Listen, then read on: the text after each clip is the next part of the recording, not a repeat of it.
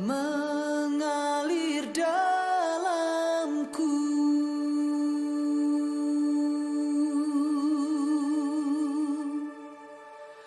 Jiwaku tenang bersamamu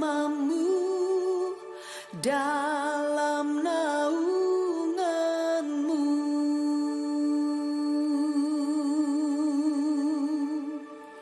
Ku buka hati untuk jamahanmu, berserah penuh di hadiratmu. Kau ambil alih seluruh hidupku di altarmu, menyembahmu.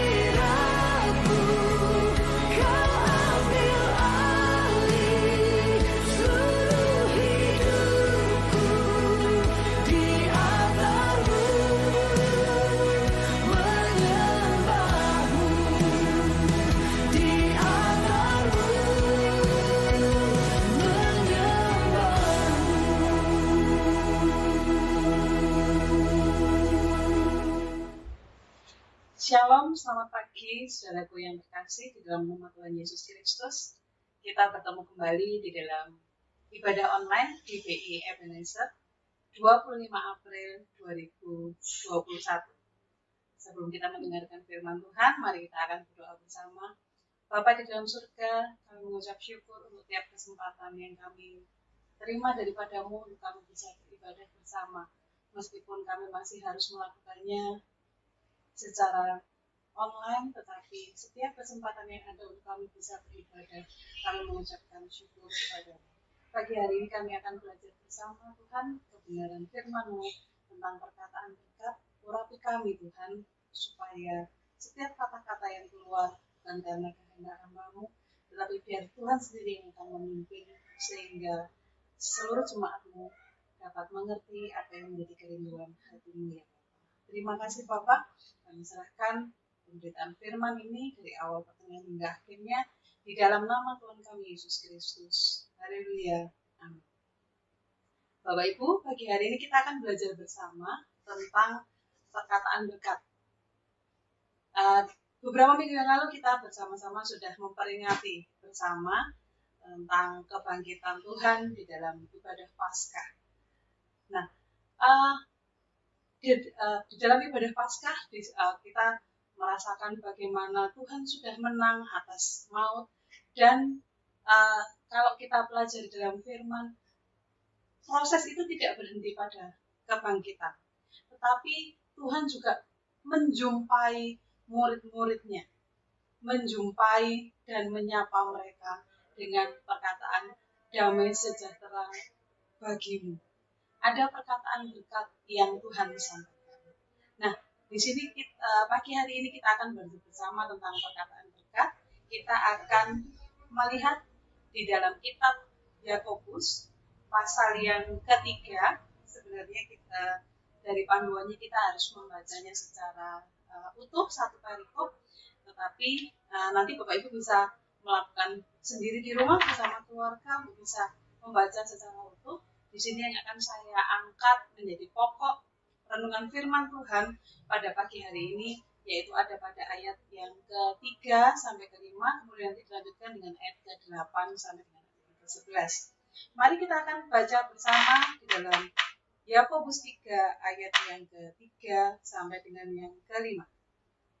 Kita mengenakan kekang pada mulut kuda, sehingga ia menuruti kehendak kita. Dengan jalan demikian, kita dapat juga mengendalikan seluruh tubuhnya. Dan lihat saja kapal-kapal, walaupun amat besar dan digerakkan oleh angin keras, namun dapat dikendalikan oleh kemudi yang amat kecil menurut kehendak jurumudi. Demikian juga lidah, walaupun suatu anggota kecil dari tubuh, namun dapat memegahkan perkara-perkara yang besar. Lihatlah, betapapun kecilnya api, ia dapat membakar hutan yang besar. Kita lihatkan ke ayat yang ke-8 sampai dengan ayat yang ke-11. Tetapi tidak seorang pun yang berkuasa menjinakkan lidah. Ia adalah sesuatu yang buas, yang tak terkuasai, dan penuh racun yang mematikan. Dengan lidah kita memuji Tuhan Bapa kita, dan dengan lidah kita mengutuk manusia yang diciptakan menurut rupa Allah.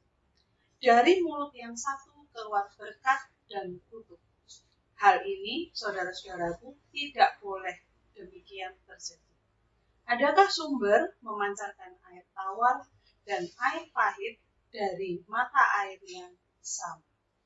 Demikianlah firman Tuhan yang terdapat di dalam Yakobus pasal yang ketiga. Nanti Bapak Ibu bisa membaca secara penuh perikop tersebut bersama keluarga. Nah, Bapak Ibu, kalau tadi kita mengikuti pembacaan firman, kita melihat firman Tuhan pada pagi hari ini berbicara tentang lidah, yaitu anggota tubuh yang memungkinkan kita untuk dapat berbicara. Kalau nggak percaya, Bapak Ibu dan saudara-saudara bisa mencoba lidahnya itu ditekuk ke dalam, kemudian coba bicara, ya pasti nggak akan bisa, tidak akan memunculkan kata yang jelas, ya, tidak akan bisa berbicara dengan baik. Nah, lidah ini tadi seperti di firman Tuhan ayat yang ke-9 dikatakan bisa memiliki fungsi yang sungguh bertolak belakang. Karena apa? Bisa berfungsi membangun, memberkati, tetapi dengan lidah pula kita dapat merusak hubungan, merusak sesuatu. Ya. Jadi lidah ini memiliki fungsi yang bisa bertolak belakang. Bapak Ibu, kebangkitan Yesus juga menuntut reaksi anak Tuhan yang tepat di dalam berkata-kata. Jadi bukan, kalau saya pernah ingat Bapak Ibu ya, mengikuti Dolos Camp, di sana dikatakan itu sebenarnya bukan masalah benar dan salah gitu ya. Jadi bukan masalah benar, tetapi respon kita terhadap sesuatu itu yang menentukan. Nah, karena ini adalah masa kita selesai ya, kemarin habis memperingati Paskah, dan nanti bulan depan tanggal 13 itu 13 Mei ada 2 peristiwa ya saudara kita yang beragama Muslim akan merayakan Idul Fitri, sedangkan kita tanggal itu 13 Mei kita akan merayakan kenaikan Tuhan Yesus ke surga. Nah, kalau kita mengikuti perjalanan Tuhan Yesus seperti yang saya katakan, setelah Tuhan Yesus bangkit, Tuhan Yesus tidak berhenti, prosesnya tidak berhenti. Tetapi di situ Tuhan Yesus menjumpai murid-murid. Kita akan melihat, ya tadi berkaitan dengan perkataan kita, bagaimana kita bisa mengendalikan lidah kita supaya yang keluar dari mulut kita ini adalah perkataan-perkataan. Yang pertama, kita lihat di Yakobus 3 ayat yang ke-11 tadi. Adakah sumber memancarkan air tawar dan air pahit dari mata air yang sama? Dilanjutkan, saudara, saya ajak untuk melihat di Matius 15 ayat yang ke-18. Matius 15 ayat yang ke-18. Tetapi apa yang keluar dari mulut berasal dari hati, dan itulah yang menajiskan orang. Jadi Bapak Ibu, bagaimana kita bisa mengendalikan lidah kita supaya kita bisa senantiasa memperkatakan berkat? Yang pertama yaitu kita harus memiliki hati yang bersih. Tadi dikatakan bahwa perkataan kita itu munculnya ya di Matius tadi dikatakan bahwa apa yang keluar dari mulut itu berasal dari hati. Kita juga misalnya refleksi ya, kalau kita pas lagi marah itu maka ada kecenderungan, apalagi kalau ibu-ibu ya, perempuan itu langsung tet gitu ya, mungkin bisa ribuan kata yang kita keluarkan ya, bahkan mungkin ada yang sampai tidak terkontrol gitu ya. Nah, itu dikontrol hati. Tapi pada saat hati kita senang, maka kata-kata kita pun juga berbeda ya. Aduh, aku senang. Nggak mungkin kalau hati kita lagi sedih kita mampu mengatakan aku senang. Ya, jadi perkataan kita itu lahir dari hati. Karena itu untuk bisa mengendalikan, untuk bisa tetap memperkatakan berkat, maka kita harus memiliki hati yang bersih. Bapak Ibu, kita akan lihat satu peristiwa yang ternyata memiliki respon yang berbeda saat selesai kebangkitan Tuhan Yesus. Kita akan lihat bersama ya, di dalam Lukas pasal yang ke-20, di dalam Matius pasal yang ke-28, Matius 28 ayatnya yang ke-11 sampai yang ke-15. Jadi di dalam memiliki hati yang bersih, ini kita bisa bedakan menjadi dua. Yang pertama untuk kita yang belum menerima Tuhan Yesus sebagai juru selamat, ya. Kita akan melihat di dalam Matius 28 ayat yang ke-11 sampai 15. Jadi ini peristiwanya sama, yaitu setelah kebangkitan Tuhan Yesus. Saya akan bacakan Matius 28 ayat ke-11 sampai yang ke-15. Dusta Mahkamah Agama. Ketika mereka di tengah jalan, datanglah beberapa orang dari penjaga itu ke kota dan memberitahukan segala yang terjadi kepada imam-imam kepala. Dan sesudah berunding dengan tua-tua, Mereka mengambil keputusan lalu memberikan sejumlah besar uang kepada serdadu-serdadu itu dan berkata, kamu harus mengatakan bahwa murid-muridnya datang malam-malam dan mencurinya ketika kamu sedang tidur. Dan apabila hal ini kedengaran oleh wali negeri, kami akan berbicara dengan dia sehingga kamu tidak beroleh kesulitan apa-apa.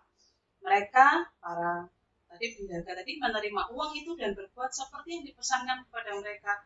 Dan cerita ini tersiar di antara orang Yahudi sampai sekarang.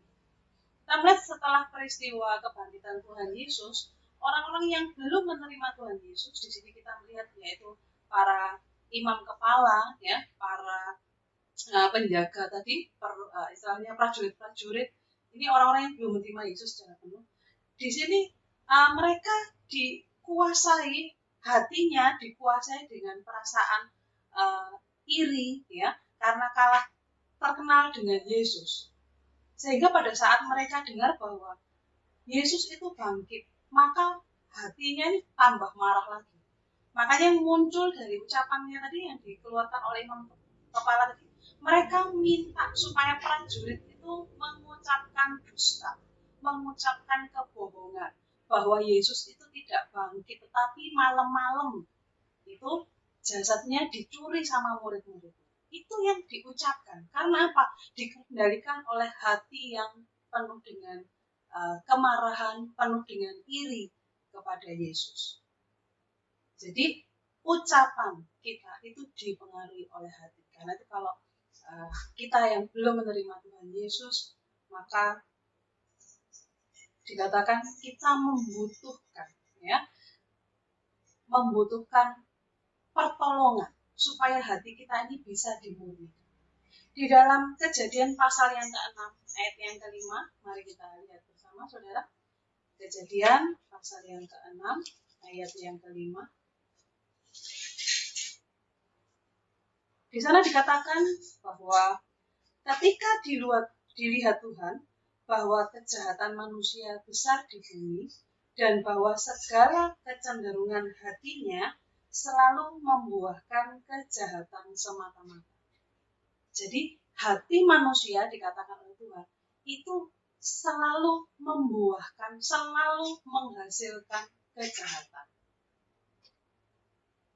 Jadi hati yang belum baru, ya, belum diperbaharui dalam Tuhan, itu dikatakan selalu menghasilkan kejahatan. Sehingga perlu penolong, perlu penyelamat untuk bisa memperbaharui hati manusia. Kita lihat di dalam Yehezkiel 36. Yehezkiel 36 ayat yang ke-26 sampai yang ke-29. Yehezkiel 36 ayat yang ke-26 sampai dengan 29. Jadi apa yang Tuhan katakan saat kita mau menyerahkan hati kita kepada Yesus, kepada penolong kita, kepada penyelamat kita. Kamu akan kuberikan hati yang baru dan roh yang baru di dalam batinmu, dan aku akan menjauhkan dari tubuhmu hati yang keras dan kuberikan kepadamu hati yang taat. Rohku akan kuberikan diam di dalam batinmu, dan aku akan membuat kamu hidup menurut segala ketetapanku, dan tetap berpegang pada peraturan-peraturanku dan melakukannya. Dan kamu akan diam di dalam negeri yang telah kuberikan kepada nenek moyangmu, dan kamu akan menjadi umatku, dan aku akan menjadi Allahmu. Aku akan melepaskan kamu dari segala dosa kenajisanmu, dan aku akan menumbuhkan gandum serta memperbanyaknya, dan aku tidak lagi mendatangkan kelaparan atasmu. Jadi bagaimana kalau kita mau bertobat, menyerahkan hati kita untuk dibaharui oleh Tuhan, maka Tuhan memberikan hati yang baru, katakan tadi. Bukan lagi hati yang keras, tetapi hati yang baru. Nah, apakah mengendalikan lidah itu hanya untuk orang yang belum kenal Tuhan saja? Ternyata tidak, Bapak Ibu. Untuk yang kita sudah percaya dan menerima Yesus, peristiwanya sama, yaitu setelah kebangkitan. Kita lihat bagaimana murid Yesus yang dijumpai Yesus saat mereka ada di perjalanan ke Emmaus. Kita buka di dalam Lukas 24. Lukas 24 ayatnya sebenarnya kalau mau lengkap Bapak Ibu nanti bisa baca dalam satu perikop itu ya 13 sampai ke 35. Tapi saya akan ambil beberapa ya yang kita baca dulu ayat yang ke 13 sampai dengan 21 ya, 13 sampai 21. Yesus menampakkan diri di jalan ke Emmaus. Pada hari itu juga 2 orang dari murid-murid Yesus pergi ke sebuah kampung bernama Emmaus yang terletak kira-kira 7 mil jauhnya dari Yerusalem. Dan mereka bercakap-cakap tentang segala sesuatu yang telah terjadi. Ketika mereka sedang bercakap-cakap dan bertukar pikiran, datanglah Yesus sendiri mendekati mereka, lalu berjalan bersama-sama dengan mereka. Tetapi ada sesuatu yang menghalangi mata mereka, sehingga mereka tidak dapat mengenal Dia. Yesus berkata kepada mereka, "Apakah yang kamu percakapkan sementara kamu berjalan?" Maka berhentilah mereka dengan muka muram. Seorang dari mereka, namanya Kleopas, menjawabnya, "Adakah engkau satu-satunya orang asing di Yerusalem yang tidak tahu apa yang terjadi di situ pada hari-hari belakangan ini?" Katanya kepada mereka, "Apakah itu?" Jawab mereka, "Apa yang terjadi dengan Yesus orang Nazaret? Dia adalah seorang nabi yang berkuasa dalam pekerjaan dan perkataan di hadapan Allah dan di depan seluruh bangsa kami. Tetapi imam-imam kepala dan pemimpin-pemimpin kami telah menyerahkan Dia untuk dihukum mati, dan mereka telah menyalibkannya. Padahal kami dahulu mengharapkan bahwa Dialah yang datang untuk membebaskan bangsa Israel. Tetapi sementara itu telah lewat 3 hari sejak semuanya itu telah terjadi." Jadi saat Yesus dibangkitkan, ya, tapi ada cukup banyak muridnya yang nggak percaya. Ya, jadi mereka malah ada yang meninggalkan Yerusalem. Kenapa kok mereka melakukan? Karena ada perasaan sedih di dalam hati mereka. Kalau kita baca tadi, murid-murid ada, Bapak Ibu bisa baca di Injil ya, bagaimana murid-murid Yesus setelah Yesus itu wafat, mereka dilanda, ada yang takut, ada yang gelisah, ada yang sedih, dan itu yang mendorong mereka untuk melakukan seperti yang dilakukan 2 murid ini. Mereka meninggalkan Yerusalem, mereka berjalan menuju ke Emmaus.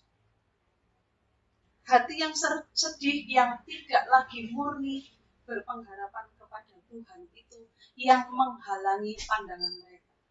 Saat mereka berjalan bersama Yesus, mereka tidak sadar bahwa Yesus sedang berjalan dengan mereka. Karena apa? Mereka lebih dikuasai oleh kesedihan, kekecewaan.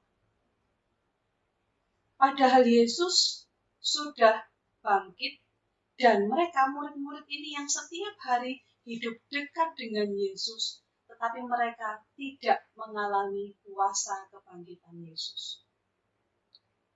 Apa ciri-ciri orang yang belum bangkit tadi ya, saya katakan ciri-ciri orang yang belum bangkit. Tadi dikatakan di situ wajahnya muram. Jadi pada saat ditanya, "Kamu tuh lagi ngomongin apa?" gitu ya, mereka menjawab dengan wajah yang muram. Menunjukkan apa? Hati mereka sedang sedih. Mereka tidak mengalami kuasa kebangkitan Yesus. Wajahnya muram. Kemudian tadi kalau kita baca, perkataannya negatif, ya, berkata-kata negatif. Bukan berkata yang positif, berkata yang negatif. Tadi dikatakan di ayat yang ke-21 ya. Padahal kami dahulu ya, jadi kamu nggak tahu kalau ada berita kayak gini gitu ya. Yesus yang dalam pekerjaannya disertai dengan kuasa yang besar, tapi dia dihukum mati sama imam-imam kepala. Jadi yang dikatakan adalah hal yang negatif. Dan yang ketiga, ciri yang ketiga, mereka yang belum menguasai belum mengalami atau belum menikmati kuasa kebangkitan Yesus setelah tadi wajahnya muram, berkata negatif. Yang ketiga adalah mereka kehilangan pengharapan. Ayat yang ke-21 tadi sangat jelas dikatakan bahwa padahal kami dulu mengharapkan, ya, bahwa dialah yang datang untuk membebaskan bangsa Israel. Jadi dulu pada saat Yesus ada, mereka sangat menaruh harapan. Tetapi pada saat Yesus wafat, mereka kehilangan harapan. Secara iman mereka mengalami penurunan. Mungkin masa-masa sekarang ini kita juga melihat kondisi, kita mungkin sudah berdoa, ya, sudah berdoa lama, tapi kok kita belum melihat jawaban atas doa kita.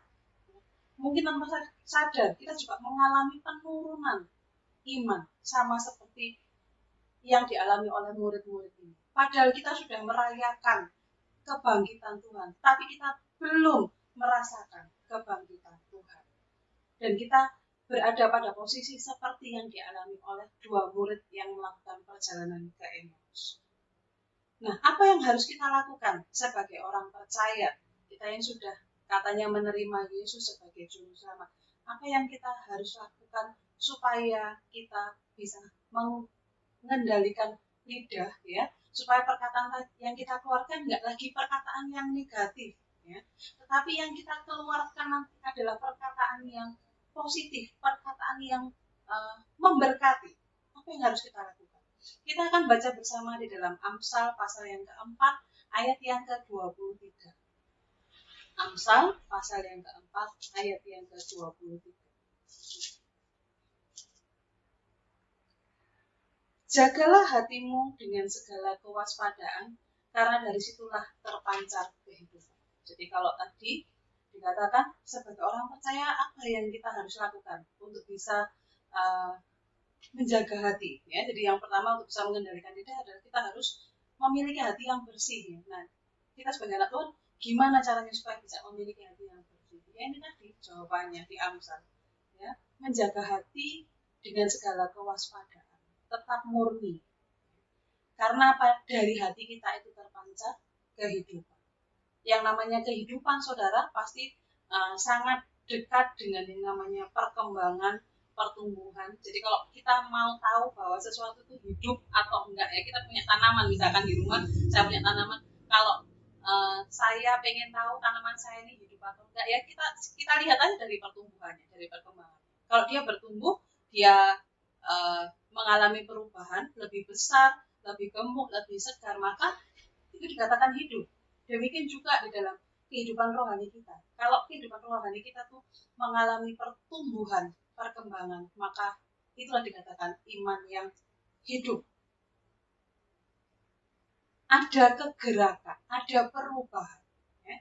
Jadi hati yang murni ini pasti akan berpengaruh terhadap perkataan kita.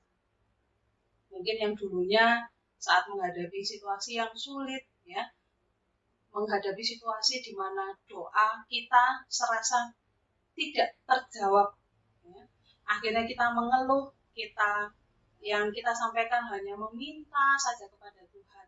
Tetapi dengan hati yang murni yang dikatakan memancarkan kehidupan, maka ada perubahan di dalam perkataan kita.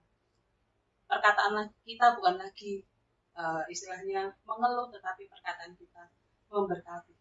Jadi kalau kita lihat murid Yesus perjalanan ke Emmaus tadi, dari yang wajahnya muram, ya, kalau kita baca yang di ayat berikutnya, setelah mendengar perkataan Yesus, mereka menjadi bersemangat, ya. Mereka dikatakan di ayat yang kita lihat tadi, ya, di Lukas 24, saudara, di ayat yang ke-30, lalu bangunlah mereka dan terus kembali ke Yerusalem. Artinya apa? Di situ ada perubahan, ya. Dikatakan tadi ada kehidupan, ada perkembangan, ada gerakan. Mereka kembali kepada kasih yang mula-mula. Jadi miliki hati yang murni. Yang kedua, apa yang bisa kita lakukan untuk bisa tetap memiliki hati yang bersih, hati yang murni tadi, selain menjaga dengan kewaspadaan. Yang kedua, kita lihat di dalam Mazmur 119 ayat yang ke-9 sampai dengan yang ke-11. Mazmur 119 ayat yang ke-9 sampai dengan ayat yang ke-11. Saya bacakan, dengan apakah seorang muda mempertahankan kelakuannya bersih, Jadi perbuatan kita bisa tetap bersih, perkataan kita tetap baik. Dengan apa kita mempertahankannya, yaitu dengan menjaganya sesuai dengan firman. Dengan segenap hatiku aku mencari Engkau, janganlah biarkan aku menyimpang dari perintah-perintahmu. Dalam hatiku aku menyimpan janjimu, supaya aku jangan berdosa terhadap Engkau. Jadi yang pertama tadi sebagai orang percaya supaya hati kita tetap bersih, kita memiliki hati yang bersih. Yang pertama tadi kita harus menjaganya, ya, dengan segala kewaspadaan. Tadi harus tetap murni. Nah, supaya tetap murni ini yang kedua dikatakan, ya hati kita harus diisi dengan apa? Dengan firman. Ya, hati yang bersih tadi harus terus diisi dengan firman tiap hari, dan kita menyimpan janji Tuhan serta terus merenungkan firman Tuhan. Tadi kalau kita lihat di dalam Lukas, ya, Lukas pasal yang ke-24 dalam perjalanan murid-murid tadi, mereka saat berjalan Yesus berkata-kata, ya. Terus kemudian sampai di tempat Yesus seolah mau melanjutkan perjalanan, tetapi dua murid tadi meminta supaya Yesus tinggal bersama mereka, ya. Dan pada saat Yesus tinggal bersama mereka, nah, kita akan lihat sama-sama ya apa yang dikatakan Yesus dan bagaimana keadaannya. Tadi di dalam Lukas 24, ya. Saya akan bacakan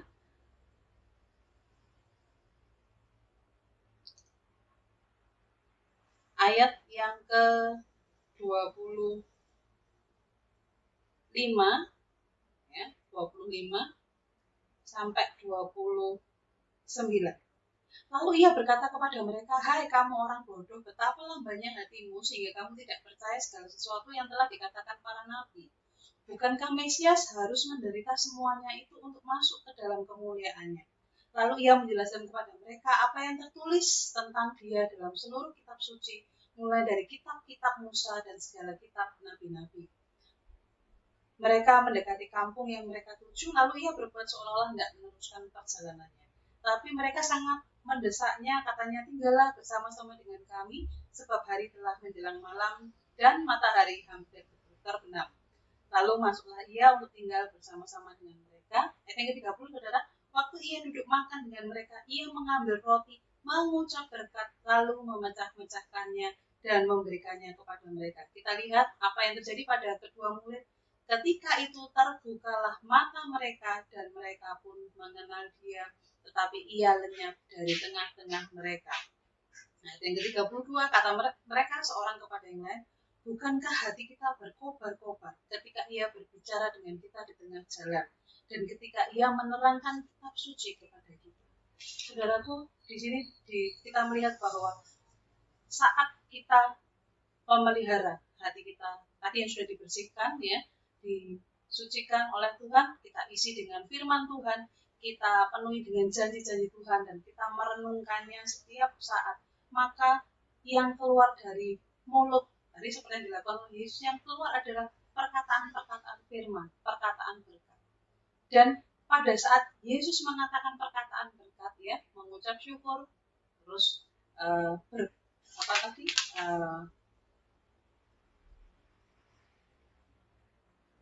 mengucap berkat, ya, mengambil roti, mengucap berkat. Nah, saat mengucap berkat tadi, bagaimana itu memiliki dampak kepada murid-murid. Jadi perkataan firman Tuhan, perkataan berkat yang kita ucapkan itu bisa berdampak positif buat orang yang mendengarkan. Jadi dikatakan begitu mereka bisa tahu bahwa ini adalah Yesus, yang satu ngomong, tadi pada saat dia menjelaskan di jalan, "Bukankah hati kita berkobar-kobar?" Katakan seperti itu. Keberadaan kita anak Tuhan melalui perkataan kita bisa membangkitkan semangat, kita bisa mengobarkan kembali, memberikan motivasi hidup kembali buat sekeliling kita. Apalagi saat ini, saudara, masa-masa yang sulit, masa yang sungguh membutuhkan orang yang bisa memberikan motivasi. Jangan dengan keadaan sulit kita malah suka mengucapkan kata-kata kotor, tambah pusing, gludeg ya saudara, bisa diantemi orang. Tetapi kalau kita mengucapkan kata-kata tadi, perkataan kita bisa berdampak positif, yaitu tadi bisa membuat semangat, berkobar-kobar. Yang kedua, setelah hatinya berkobar-kobar tadi dikatakan dapat mengubah, dapat membangkitkan. Ya. Tadi saya sudah katakan di ayat yang ke-33, lalu bangunlah mereka loh. Bayangin, padahal baru nyampe loh saudara, baru makan itu ceritanya, ya baru nyampe di Emmaus, mereka makan bersama. Begitu mereka tahu bahwa itu Yesus dan hati mereka sudah merasakan berkobar-kobar, mereka langsung ya, mereka tadi mengalami kuasa kebangkitan dan mereka langsung bangun kembali ke Yerusalem. Dan di Yerusalem mereka menyampaikan kabar ya, mereka berani mengatakan bahwa Yesus ternyata memang sudah bangkit.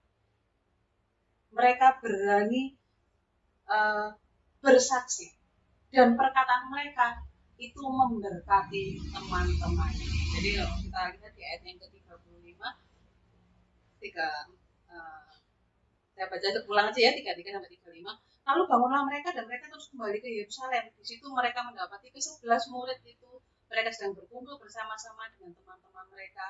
Kata mereka, sesungguhnya Tuhan telah bangkit dan telah menampakkan diri kepada Simon. Lalu kedua orang itu pun menceritakan apa yang di tengah jalan dan bagaimana mereka mengenal Dia waktu Ia memecahkan kapal. Jadi mereka dari yang awalnya meninggalkan ya Yerusalem, sudah saya kehilangan harapan ya.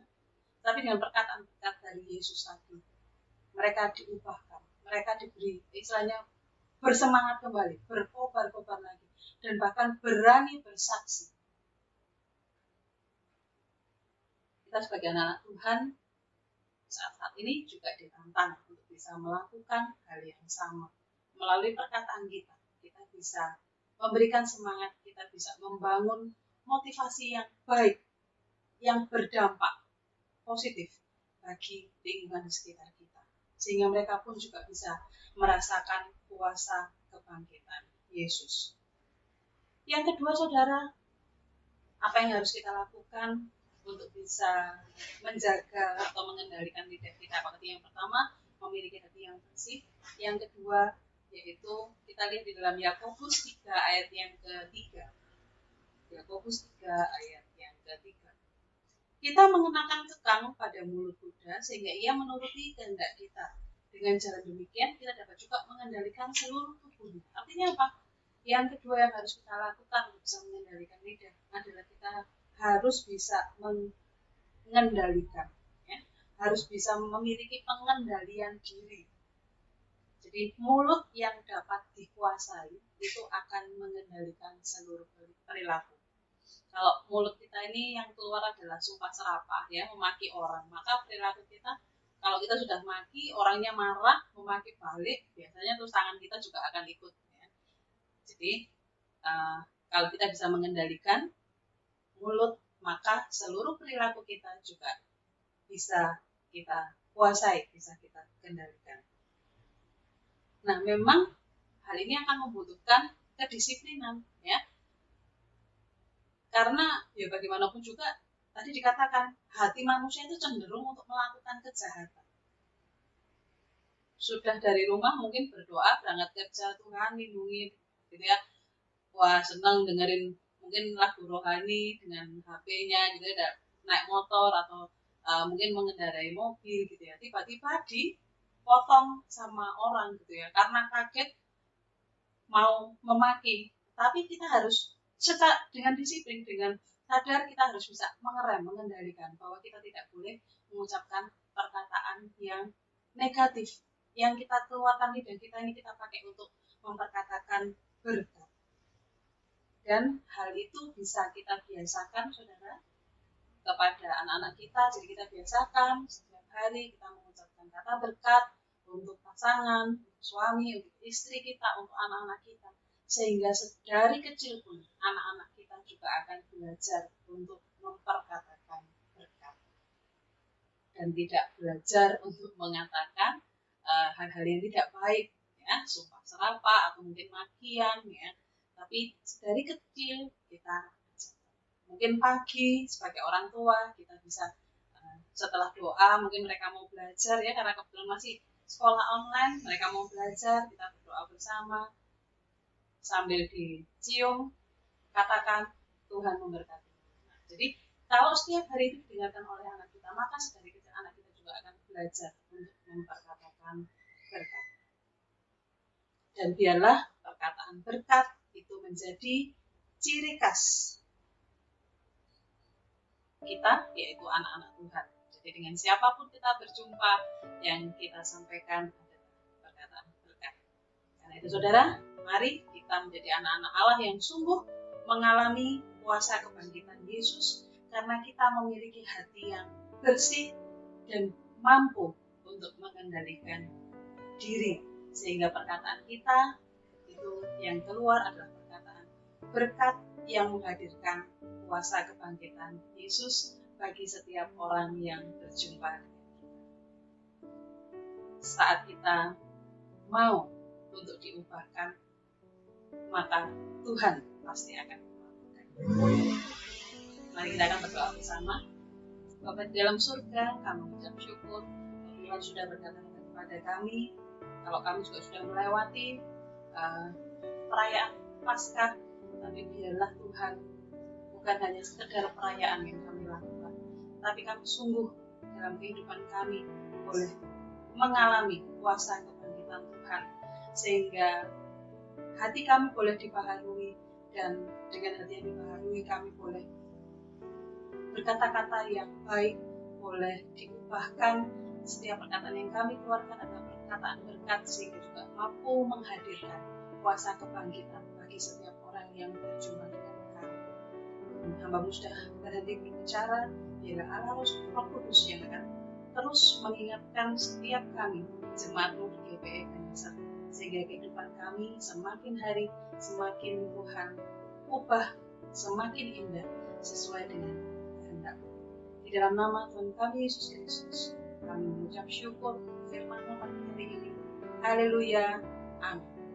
Terima kasih saudara. Tuhan Yesus memberkati. Selamat berhari Minggu, dan jadilah berkat melalui perkataan kita untuk setiap orang yang berjumpa kita. Haleluya. Selamat kembali di